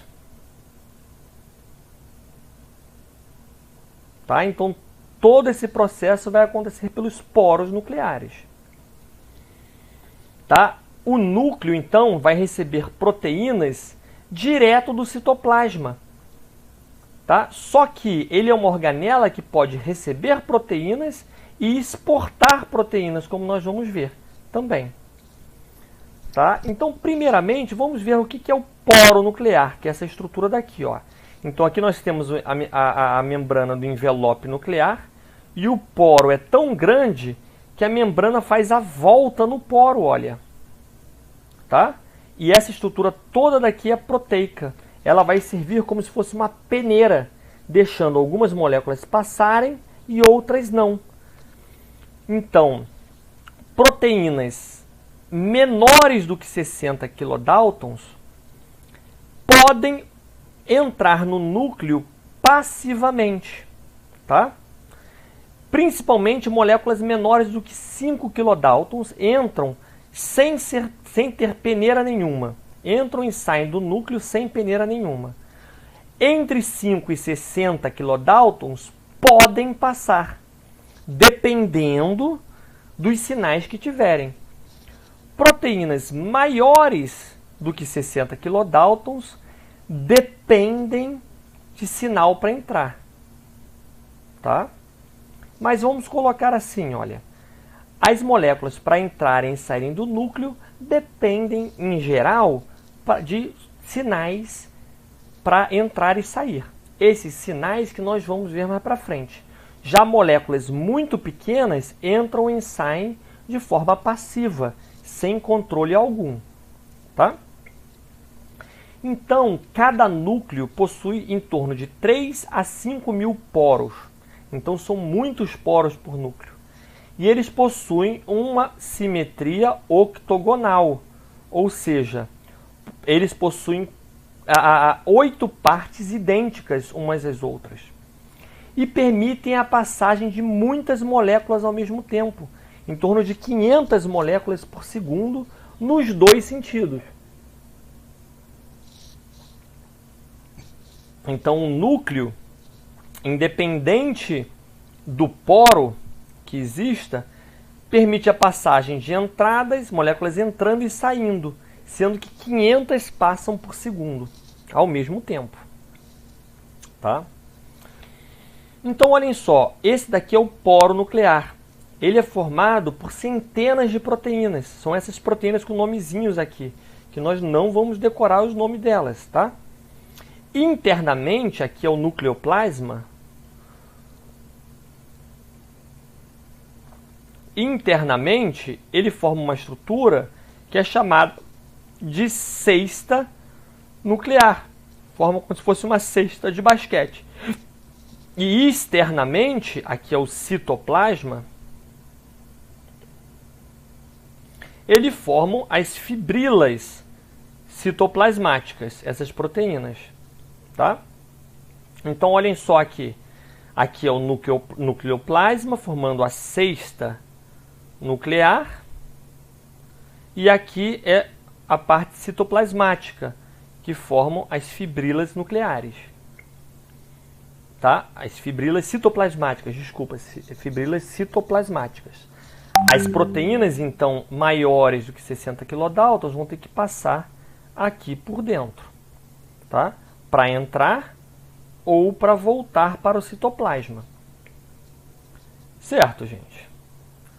Então vamos lá. Uma determinada proteína pode ter uma sequência de importação para o núcleo, que é essa sequenciazinha daqui, olha, são 5 aminoácidos, 5 ou mais aminoácidos em sequência, todos eles positivos, tá? Então aqui são 5 aminoácidos, 5 ou mais aminoácidos positivos em sequência. Isso sinaliza que essa proteína que tiver esses 5 sinais vão entrar no núcleo. Como que isso acontece? Então, uma determinada proteína que possui essa sequência sinal, ela vai ser reconhecida por um receptor de importação nuclear. Esse receptor, diferente dos outros que nós vimos, ele está flutuando pelo citoplasma. Tá? Ele não está aderido à membrana nuclear. Então, o que acontece? Esse receptor de importação nuclear se liga à proteína que tem a sequência sinal. Leva essa proteína para o poro nuclear, fazendo a adesão dela, e as duas são transportadas juntas para dentro do núcleo. Chegando dentro do núcleo, essa proteína daqui ela é liberada para dentro do núcleo. Tá? E o receptor é jogado de volta para o citoplasma para ser reutilizado. Tá? E a proteína foi liberada aqui para dentro. Tá bom? E exportação. Se uma determinada proteína tiver essa sequência daqui, de exportação nuclear, que é uma leucina, é um hidrofóbico, um polar, um hidrofóbico, um polar, um hidrofóbico, um polar, a proteína vai ser exportada do núcleo. Então, aqui dentro eu vou ter um receptor de exportação nuclear, tá? Um receptor de exportação nuclear. A proteína vai se ligar nesse receptor de exportação e ela vai jogar essa proteína para fora do citoplasma, tá? E depois o receptor retorna. Então é o processo contrário. Isso acontece, por exemplo, para a exportação de RNA. Falei para vocês que o RNA ele é produzido dentro do núcleo. Como é que ele é jogado para fora do núcleo? Então, o RNA, olha, está sendo produzido aqui em azulzinho, e o RNA ele vai se enrolar junto com proteínas que possuem sinais de exportação nuclear. Então, essas proteínas aqui verdinhas, elas possuem sinal de exportação nuclear. Então, o RNA ele é compactado e essas proteínas aqui, por possuírem sinal de exportação nuclear, elas vão ser exportadas pelo poro nuclear. Olha aqui, em microscopia, o RNA sendo empacotado e sendo exportado pelo poro. Aqui está o poro nuclear. Depois, a proteína receptora que se ligou aqui e foi exportada junta, retorna para o núcleo, tá? Através de um sinal de localização nuclear. Então, essas proteínas ficam entrando e saindo com RNA, entrando e saindo com RNA. Tá? Então, assim que acontece a entrada e saída do núcleo. Essas sequências são importantes para essa translocação pelos poros nucleares. Assim, nós acabamos a parte de núcleo celular. Tá? Terminamos de falar a função do núcleo. Por último, agora na nossa aula, nós vamos ver a organização do DNA dentro do núcleo. Como que o DNA, nosso DNA, se organiza dentro do núcleo da célula. Então, o DNA da nossa célula, ele... calma aí. Opa. Então, por que tu não vai, tio? O DNA da nossa célula, então, ele raramente vai estar sozinho, tá? Na forma de ácido nucleico sozinho. Geralmente, o DNA vai estar associado a proteínas. Então, DNA mais proteínas específicas formam a cromatina. Tá? Então, cromatina é esse complexo de DNA mais algumas proteínas que nós vamos ver mais para frente, tá bom? E isso, depois nós vamos ver como que é organizado em cromossomos e como eles são compactados dentro da célula. Primeiramente, vamos ver a diferença de DNAs entre procariontes, entre bactérias e eucariontes, tá? Que são nossos casos. Então, primeiramente, o DNA dos procariontes está no citoplasma da célula.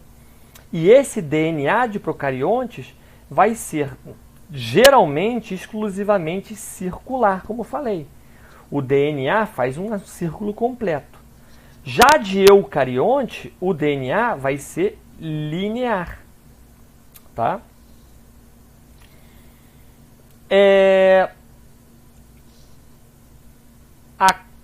O nosso DNA de nossas células, ele pode ser dividido em genes, tá? Genes.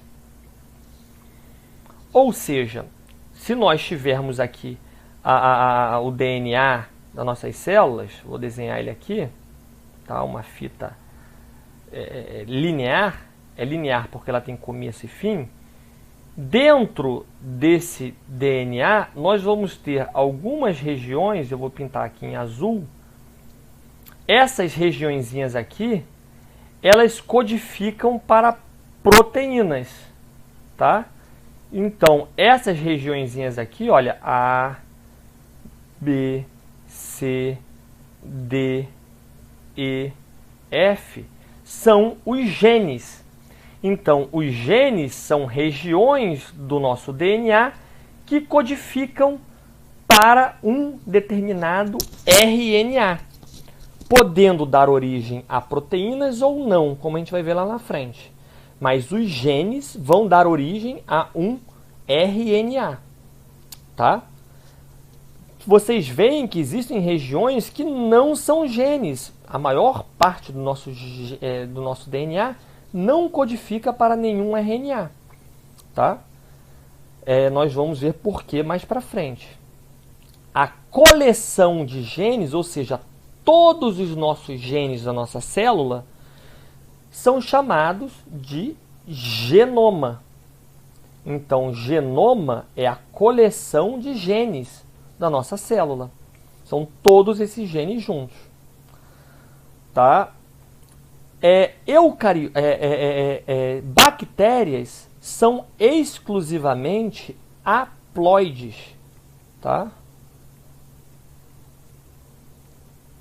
Ou seja, eles possuem apenas uma cópia do seu genoma. Elas são econômicas, né? Só possuem uma cópia do seu genoma. Se der problema em um determinado gene, ferrou. Já eucariotos podem ser haploides, possuírem uma cópia só de cada genoma. Desculpa, aqui é diploide. Eu que me confundi.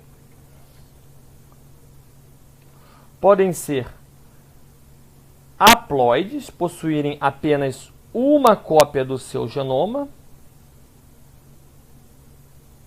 Tá? Então vocês veem, só tem uma cópia desse daqui azulzinho, uma cópia do amarelinho, uma cópia do roxinho. Ou podem ser diploides. Possuem duas cópias do genoma. Então, essa célula daqui possui duas cópias do amarelinho, duas do azulzinho, duas do roxinho. Nós, seres humanos, somos diploides. Nós possuímos uma cópia do genoma que veio do nosso pai e uma cópia do genoma que veio da nossa mãe. Certo? Existem também células e genomas que são poliploides, são tetraploides, têm 4 cópias, são octaploides, possuem 8 cópias, tá? Do genoma.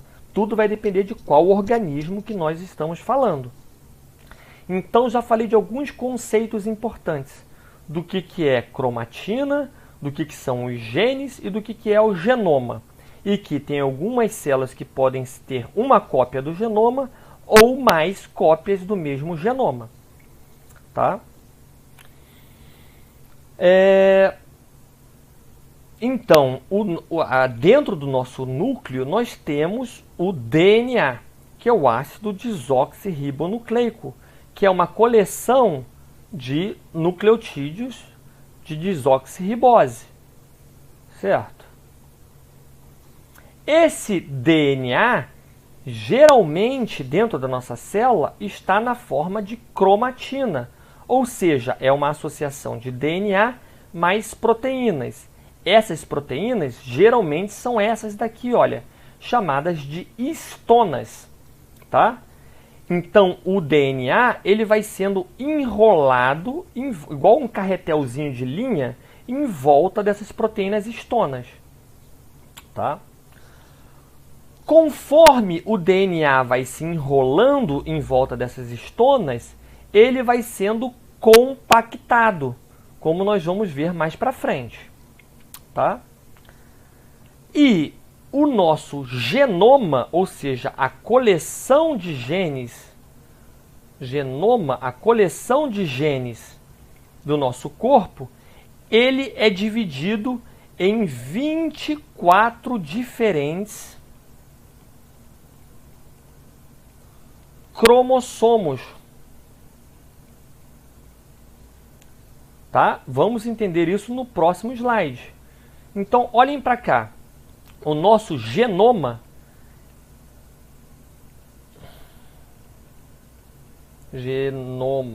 humano é dividido em 24 diferentes cromossomos. Do cromossomo 1 ao cromossomo 22, que são autossômicos, tá? São não sexuais. Do 1 ao 22 são não sexuais.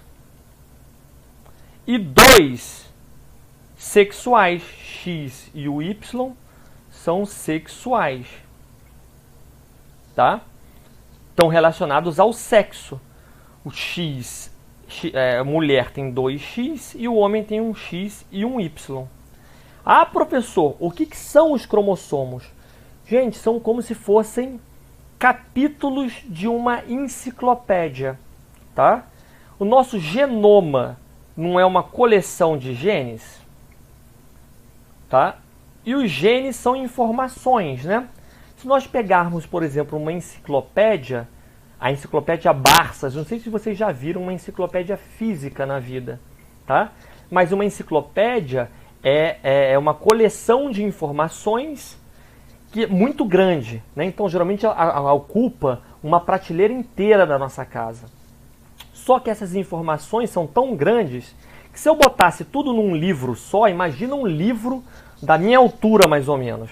Ia ser muito difícil lidar com esse livro. Abrir, transportar de um lado para o outro. Então, o que a gente fez? A gente separa todas as informações da enciclopédia em capítulos. O primeiro livro vai de A a B. O segundo livro vai de B a C. O terceiro vai de C a D. E assim vai. Então, todas as informações estão contidas em diversos capítulos. Os nossos cromossomos é a mesma coisa. Aqui no cromossomo 1, eu tenho do gene A ao gene, sei lá, ao gene B. No cromossomo então, com vários meios termos aqui. No cromossomo 2, eu tenho do gene B ao gene C. Aqui eu tenho do gene D ao gene E. Então, todos os intermediários aqui. Aqui eu tenho do E ao F. Então, o nosso genoma inteiro, ou seja, a nossa coleção de genes, está dividido em diferentes cromossomos, em 24 diferentes cromossomos. Se eu perco um desses cromossomos aqui, eu estou perdendo toda a informação contida naquele capítulo. Estão entendendo isso, gente? Então, para facilitar a manipulação, a replicação e tudo mais desse genoma que é muito grande das nossas células, o nosso genoma ou coleção de genes foi dividido em cromossomos, tá? Ah, professor, mas nós temos 46 cromossomos. Sim, cada pessoa tem 46 cromossomos. Tá? 23 do nosso pai, 23 da nossa mãe. Tá? Sendo que um desses daqui, então sendo aqui que 22 vão ser os autossômicos, os não sexuais, e vai ser o sexual. Então, por exemplo, aqui o Y, e aqui vai ser 22 da mãe mais o X. Então, isso aqui é um homem, porque tem 22 do pai mais o Y, 22 da mãe mais o X, totalizando 26 cromossomos. Tá? Vamos ver outros organismos. Então, procariotos, como eu disse para vocês, geralmente são haploides, possuem apenas uma cópia, tá? Não, na verdade, são sempre haploides, possuem apenas uma cópia do seu genoma. Seu genoma, ele geralmente é circular, então o DNA não tem começo e fim, e é muito pequeno. O maior deles, olha, tem 6,7 milhões de nucleotídeos. Se a gente entra para os eucariotos, todos os genomas dos eucariotos são lineares, tem um começo e um fim. Tá? E o menor deles, que é da levedura, tem 12 milhões de nucleotídeos compondo eles, que é da Saccharomyces cerevisiae. Se nós olharmos o Homo sapiens, o Homo sapiens tem 24 cromossomos, 22 autossomais e 2 sexuais. Tá? Nós somos diploides e possuímos em torno de 3 bilhões ou 3 mil milhões de nucleotídeos no nosso genoma. São 3,2 bilhões de nucleotídeos. Gente, isso é muita informação. Tá? Em cada célula nossa. Todas as nossas células têm esse conteúdo de DNA no seu interior. Tá? Tem todas as informações. Se eu pegar, com raríssimas exceções, qualquer célula do meu corpo, eu consigo fazer um clone meu, com as mesmas informações minhas. Tá bom? Então, imagina essa quantidade de informação dentro do núcleo. O núcleo da célula, gente, possui um diâmetro de 6 micrômetros. Ou seja, 6 milionésimos de metro. Se eu pegar um metro e dividir em 1 milhão, esse é o tamanho do núcleo. É muito pequeno. Já o DNA, os 3,2 bilhões de nucleotídeos, faz uma estrutura de 2 metros de comprimento. Como é que eu boto 2 metros de comprimento de uma linha, mas é muito fininho isso, tá? Bem fino. Como é que eu coloco esses 2 metros dentro do núcleo? Eu tenho que compactar isso. Isso é igual ao querer eu botar uma linha que eu pegue de Nova Friburgo, essa linha, leve até o Cristo Redentor no Rio, traga de volta essa linha, então uma linha de 217 quilômetros, dentro de uma bola de tênis. Isso é surreal, gente. Eu querer botar uma linha desse tamanho dentro de uma bola de tênis. Só que essa linha é tão fininha que eu consigo enrolar ela, compactar ela para caber dentro do núcleo. Mas isso é altamente organizado. Então, esse DNA, esse ácido nucleico aqui, que é o DNA, tá? Ele é enrolado em volta de proteínas, chamadas histonas. Essas histonas, então, o DNA então se enrola em volta dessas histonas, e isso vai, cada vez que eu enrolo mais, isso vai encurtando o DNA e tornando ele um pouco mais espesso. É igual um carretel de linha de pipa. Eu posso ter 1 quilômetro de linha de pipa enrolada num carretelzinho desse tamanho. Tá? Então, cada vez que eu enrolo mais essa linha, mais eu compacto ele. Existem alguns graus de compactação. Então, esse é o primeiro grau de compactação, onde eu só enrolo um pouquinho o DNA em volta das histonas. Essa primeira forma é chamada de colar de contas. A segunda forma de compactação é quando essas estonas começam a interagir uma com as outras, tá? Formando uma fibra mais grossa, que é uma fibra de 30 nanômetros. Posteriormente, essa fibra ela começa a se enrolar entre elas, interação entre elas, tá? Então essa forma de compactação aqui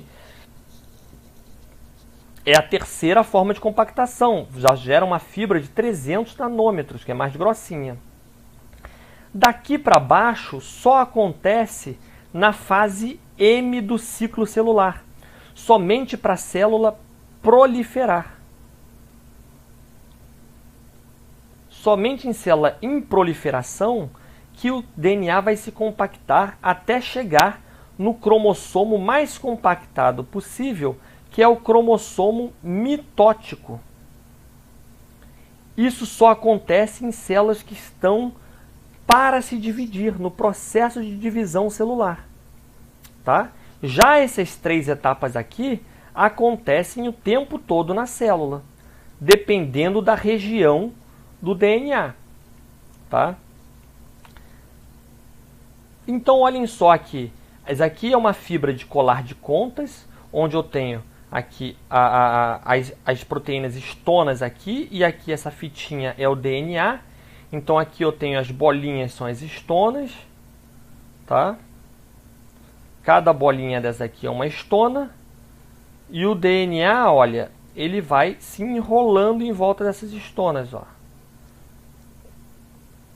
Fazendo um colar de contas, ó, que nem a gente está vendo aqui, ó. Tá? Então ele compacta, ele vai se encurtando. E aqui eu tenho essas histonas, elas já estão interagindo uma com as outras, fazendo uma estrutura, olha, mais enrolada, mais compactada. Tá? Então esse aqui é um colar de contas, esse daqui é uma fibra de 30 nanômetros.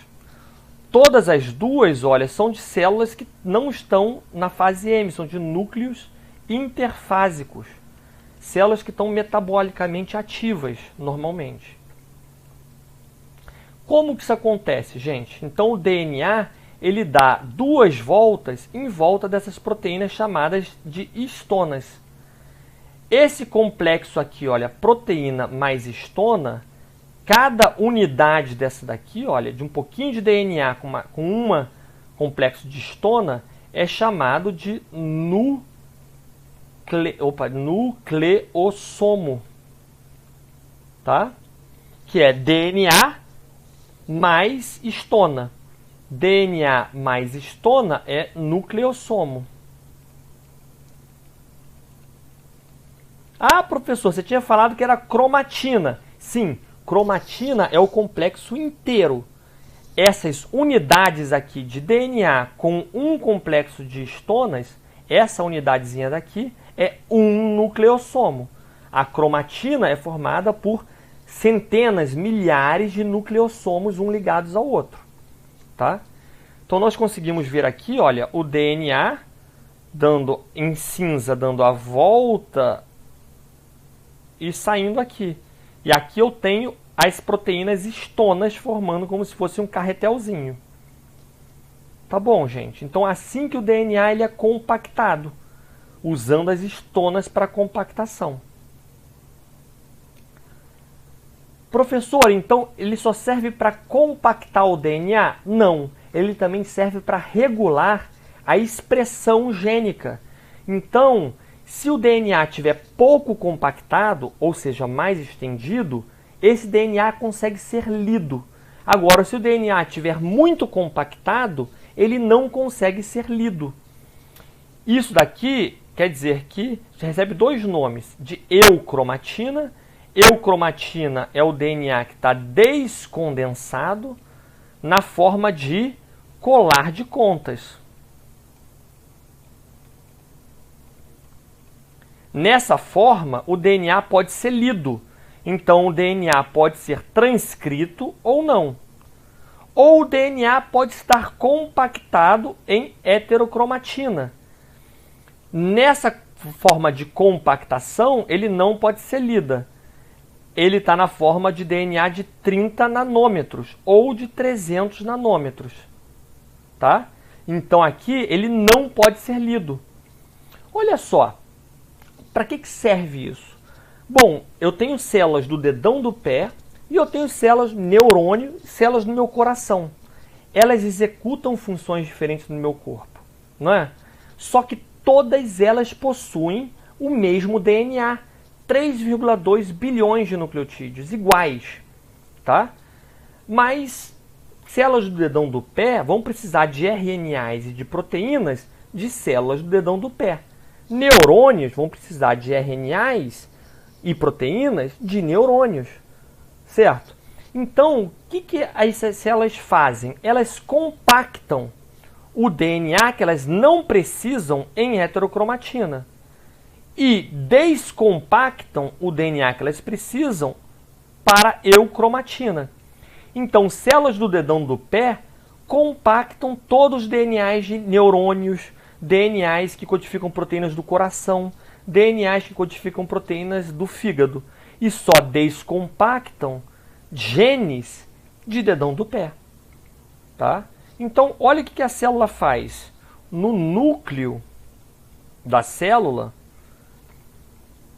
genes que vão estar compactados em heterocromatina vão ficar, olha, aqui na periferia do núcleo, perto do envelope nuclear. E os genes que estão descompactados, olha, que vão ser lidos, ficam aqui no nucleoplasma. Tá? Então, olha, os genes ficam de heterocromatina, ficam aqui, olha, compactados, mais pretinhos, olha, perto do envelope nuclear. E a eucromatina fica aqui no meio do núcleo para ser transcrita.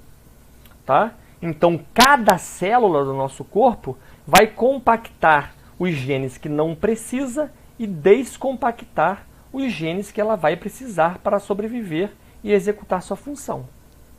Certo, gente? Então, o último grau de compactação do DNA... antes disso, desculpa. Então, 96% do genoma... 96% do genoma está compactado na forma de heterocromatina, tá? Ou seja, nessa forma daqui de fibra de 30 nanômetros. Somente 4% do genoma que é lido por vez, por célula. Somente 4% do genoma vai estar na forma de colar de contas. Tá? Olha só como o genoma é todo compactado. O último grau de compactação, que é esse cromossomo mitótico aqui, que é o que a gente está acostumado a ver nos filmes, só acontece na célula que está pronta para se dividir. Tá? Então, esse cromossomo mitótico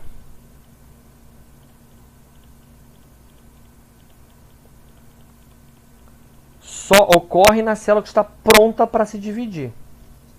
E para esse processo de divisão celular, cada um dos nossos cromossomos, os nossos cromossomos do 1 ao 46, quer dizer, os 22 autossomais, o X e o Y, cada um desses tem que possuir 3 estruturas cromossomais para a divisão celular. Quais são essas estruturas que os cromossomos precisam ter para a divisão celular? Bom, para a célula dividir, olha só, aqui eu tenho uma célula normal, tá? Eu tenho 2 cromossomos aqui, o cromossomo vermelhinho e o cromossomo marronzinho. Para que a célula divida, eu tenho que replicar esse genoma. Então, olha só, replicação quer dizer, eu vou transformar 1 em 2. Aqui, então, eu tenho 2 cromossomos vermelhinhos agora e 2 marronzinhos agora. Então, o genoma foi replicado. Depois, eu tenho que segregar esse genoma. Metade para uma célula, metade para outra célula. Tá? Então, esse processo daqui, para que ele ocorra corretamente, eu preciso de 3 regiões regiões cromossomais para a divisão celular. São essas 3 regiões cromossomais: origem de replicação, tá? Que é o local que está em amarelinho daqui, é o local onde a replicação começa, tá? Cada cromossomo vai ter uma ou mais origens de replicação. Os nossos possuem centenas, 100 ou mais, de origens de replicação. Cada cromossomo nosso, então, vai ter centenas de origens de replicação. É onde se começa a replicação do genoma. Tá? Além disso, cada cromossomo nosso precisa ter na ponta, então, olha, tem um aqui nessa ponta e outro aqui nessa ponta. Precisa ter telômeros, tá? Os telômeros são regiões que evitam a erosão do DNA. Tá? Então, os telômeros evitam a erosão do DNA. Toda vez que o nosso DNA ele é replicado, ele perde uma pontinha dele. Então, a pontinha que fica lá no começo da replicação, ela é perdida. Tá? Então, quando eu perco essa pontinha, vem uma enzima chamada telomerase e refaz ela. Tá? Então, essas pontinhas aqui dos cromossomos são mantidas pelo telômero. Então, o telômero evita a perda de DNA no momento da replicação. Tá? E, então, cada cromossomo vai ter 2 telômeros, um em cada ponta. Tá? Por último, a última região que nós vamos falar é o centrômero. Cada cromossomo só possui um centrômero, tá? Que fica geralmente na região central do cromossomo. O centrômero é a região aonde se ligam os microtúbulos, tá? O centrômero é a região onde se ligam os microtúbulos e se forma o fuso mitótico, tá? Que vai permitir a segregação desses cromossomos. Certo, gente? Então, são somente essas 3 regiões cromossomais que são fundamentais para o processo de divisão celular. Tá bom? Gente, qualquer dúvida sobre essa matéria, nós vamos retirar na aula que vem. Um beijo para todos, boa semana!